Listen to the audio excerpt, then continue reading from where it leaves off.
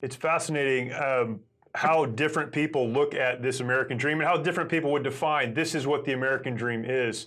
For you, you have clearly charted a course for your life. So you looked at this and said, I can navigate this on my own. I have the liberty to do that. And what you've decided to do with that is to write books, to produce films, to debate on campuses, and really try to break down and explain what it means to be an American, what it means to be a good citizen, and philosophically what that even means.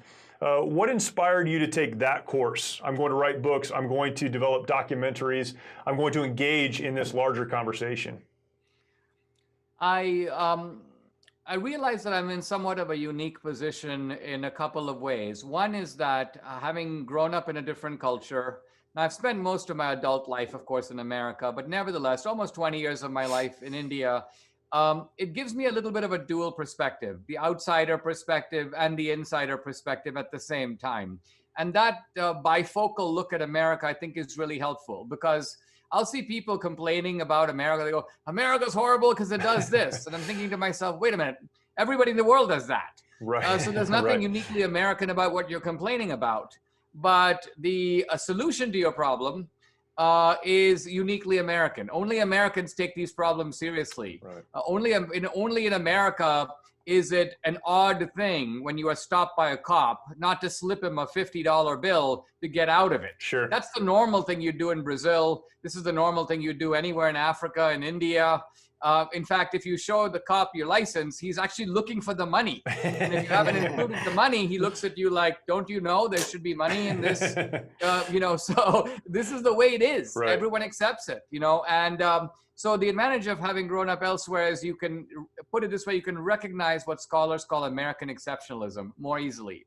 The second thing is there's so much nonsense that is said about race in this country that it really helps for me to be neither white nor black, but also to be kind of a person of color, because it's more difficult to sort of paint me as some sort of apologist or some kind of white guy Right. just trying to protect his own privileges. So I'm able to address the issue with a certain independence of mind and candor. Now, admittedly, every now and then some kind of Yale-educated Indian American will come to me and say, decolonize your mind, or something ridiculous that he's picked up from his sociology professor. Right.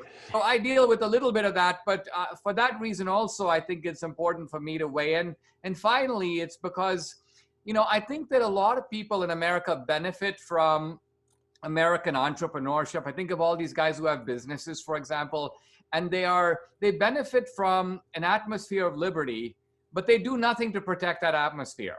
So in other words, they feel like, I'll look after my own business. But if you say, listen, you're like a settler who's going out west, in a covered wagon, you don't just have to protect your ranch or homestead. You've got to protect the community from being raided by outlaws, of which there are many roaming around, and they're heavily armed. So it might be helpful to have some gunslingers on your side that are going to discourage them from burning down your ranch and taking all your stuff. So I feel that there is a need for people to stand up for these principles. And so that's kind of why I've devoted my career to being a spokesman, a defender, an explainer, an apologist, however you call it, for American exceptionalism.